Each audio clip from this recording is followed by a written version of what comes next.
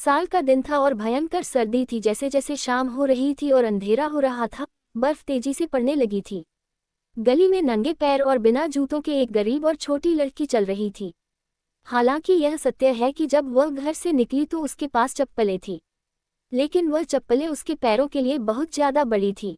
पहले उसकी माँ उन चप्पलों को पहनती थी। एक दिन जब दो गाड़ियां गली से तेजी से गुजरी तो उस लड़की को अपने आप को बचाने के चक्कर में इधर से उधर भागी, जिसके कारण एक चप्पल मिली नहीं और दूसरी चप्पल को एक लड़का लेकर भाग गया।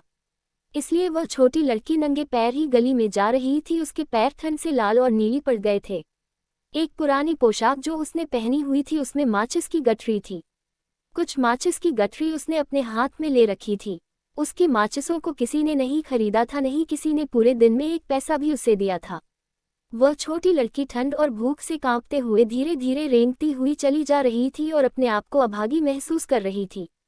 बर्फ के छोटे छोटे टुकड़े उसके लंबे बालों पर गिर रहे थे जो उसकी गर्दन के पास एक सुंदर घेरा बनाए हुए थे। लेकिन उसने ऐसी ठंड में अपनी सुंदरता के बारे में नहीं सोचा। हर एक खिड़की से प्रकाश बाहर आ रहा था और वह नए साल के लिए बनाए जा रहे हैं पकवानों की सुगंध को सूंघ सकती थी। वह अपने आप को उसके बारे में सोचने से नहीं रोक सकी। दो घरों के बीच के कोनों में वह बैठ गई और उसने अपने छोटे पैरों को अपने नीचे लगा लिया। लेकिन तब भी उसे बहुत ज्यादा ठंड लग रही थी। उसे घर जाने की हिम्मत नहीं हो रही थी क्योंकि उसने अभी तक एक भी माचिस नहीं बेची थी और एक भी पैसा उसके पास नहीं था। और उसके पिताजी निश्चित ही इस बात से खुश नहीं होते। इसके अतिरिक्त घर पर भी सर्दी बहुत ज्यादा थी और उनके घर पर केवल एक छत थी जो छेदों से भरी हुई थी। अब उसके छोटे छोटे हाथ सर्दी से लगभग जम से गए थे।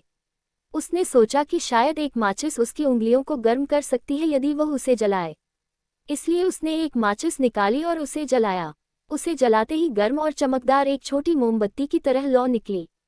उसने अपने हाथ उसके ऊपर रखे। ये लौ बहुत ही सुंदर लग रही थी और उस छोटी लड़की को लग रहा था कि वह एक बड़े आयरन स्टोव के आगे बैठी हुई है और उसमें प्यारी सी आग जल रही है। वह बहुत अच्छे से चली और उस लड़की ने अपने पैरों को गर्म करने के लिए फैला लिया।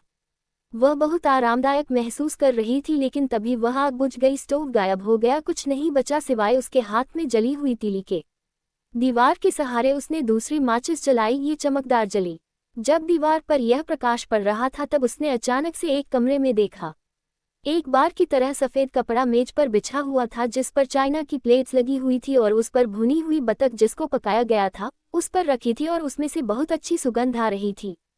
और सबसे शानदार यह रहा कि वह बत्तख उस पकवान से निकलकर कूद पड़ी और छोटी लड़की की तरफ उछली और सब बत्तख के सीने में अब भी चाकू और फॉक लगे हुए थे। लेकिन तीली बुझ गई और कुछ नहीं बचा सिवाय दीवार के। उसने दूसरी तीली जलाई। अब हर एक सुंदर क्रिसमस ट्री के नीचे थी। वह बहुत बड़ा था और उसको बहुत सुंदर तरीके से सजाया गया था। उसने इतना सुंदर क्रिसमस का पेड़ कभी नहीं देखा था। उसने अब तक सारे क्रिसमस के पेड़ केवल दुकानदारों के यहाँ कांच से ही देखे थे। उस पेड़ की हरी हरी डालियों पर हजारों मोमबत्तियां जल रही थी और छोटे छोटे पेंट की हुई आकृति जो उसने दुकान की खिड़की पर देखी थी उस पर लगी हुई थी।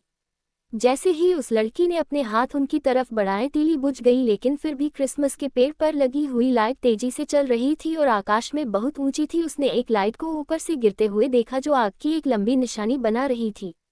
अब कोई मर गया है, वह बच्ची धीरे से अपनी दादी माँ के लिए बोली। वह व्यक्ति जो उसे सबसे ज्यादा प्यार करता था और वह अब इस दुनिया में नहीं है।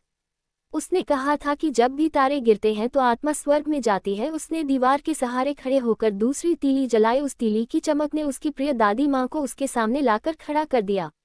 ओह दादी माँ, वह बच्ची चिल्लाई, मुझे अपने साथ ले लो। मुझे पता है जब ये तीली बुझ जाएगी तो आप उस गर्म स्टोव और